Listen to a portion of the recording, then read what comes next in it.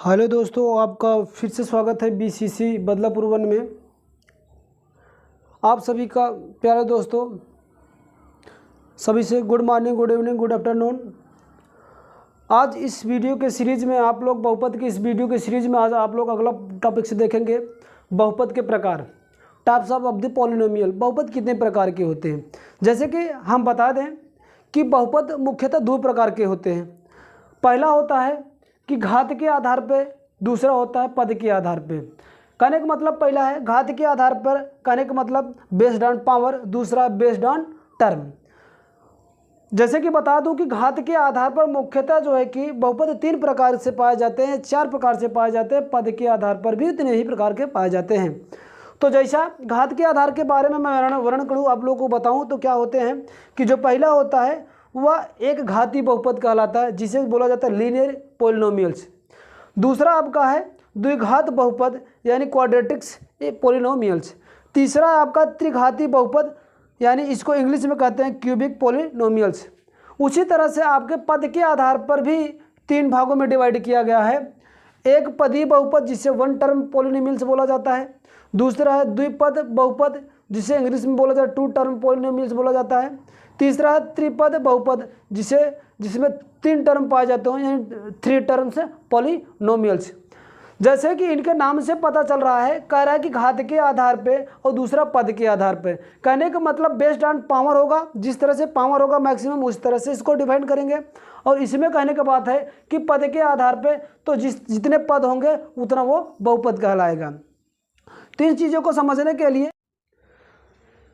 पद के आधार पर हम देखेंगे बेस्ड ऑन द टर्म। पद के आधार पर देखेंगे, सबसे पहला था कि एक पदी बहुपद क्या होता है।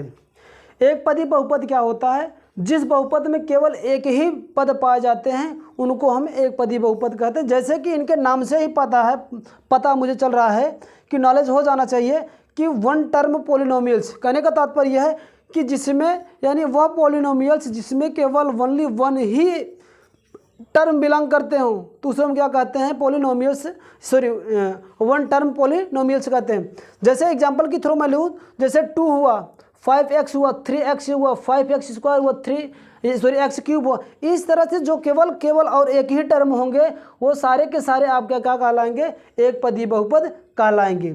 इसी तरह से आपका जो है दूसरा है दूसरा है आपका द्विपदी बहुपद यानी 2 टर्म्स पॉलिनोमियल्स। इसमें क्या होता है आपका कि जिस बहुपद में केवल 2 पद पाए जाते हैं उसे हम क्या कहते हैं पॉलिनोमियल्स यानी 2 टर्म्स पॉलिनोमियल्स बोलते हैं। कहने का मतलब है इस टाइप वाले में हमेशा 2 टर्म आपको दिया रहेगा। जैसे ये आपका है, इसमें 2 टर्म्स करना है, 2x का स्क्वायर प्लस 2।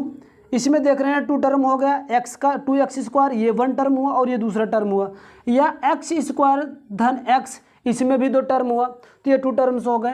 इसी तरह से और कुछ भी हो सकता है, ऐसे 3x स्क्वायर प्लस 3 हो सकता है। कुछ भी कोई भी 2 टर्म जब होगा, जब 2 टर्मों का कॉम्बिनेशन होता है separate by the mathematics sign के साथ, तो ये जो चीज़ें होती हैं यानी ये जो बहुपद होता है उसको हम क्या बोलते हैं द्विपदी बहुपद। यानी कहने का मतलब जितने पद क्या यानी जितने पद उतने बहुपद। एक पद तो एक पदी, 2 पद तो 2 बहुपदी।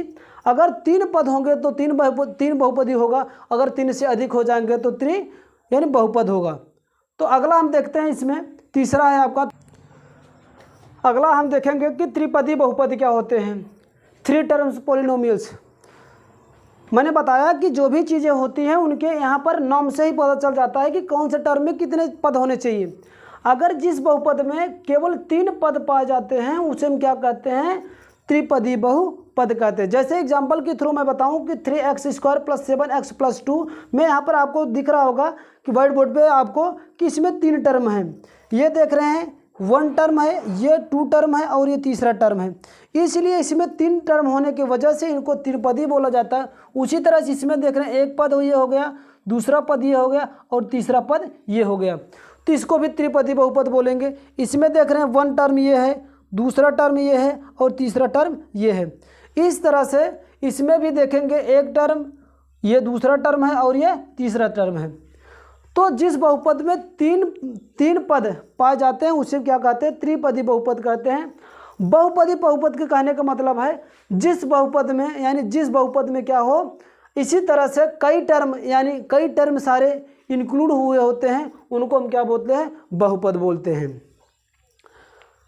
आशा करता हूँ कि वीडियो ये आप लोग को अच्छा समझ में आया होगा। जो चीज़ें समझ में ना आए उसे कमेंट बॉक्स में कमेंट करके आप लोग ज़रूर शेयर करें मेरे पास। जो चीज़ें न समझ में आए उनको मैं फिर से बताने का या समझाने का प्रयास करूँगा। अगर वीडियो अच्छा लगे तो लाइक करो, अपने दोस्तों तक ये शेयर करो, तथा इसी तरह से वीडियो पाने के लिए चैनल को सब्सक्राइब करो तथा बेल आइकन को ऑन कर लीजिए, जिससे कोई भी वीडियो यहाँ से अपलोड की जाए इस सीरीज़ का तो आपके पास पहुँच जाए। धन्यवाद।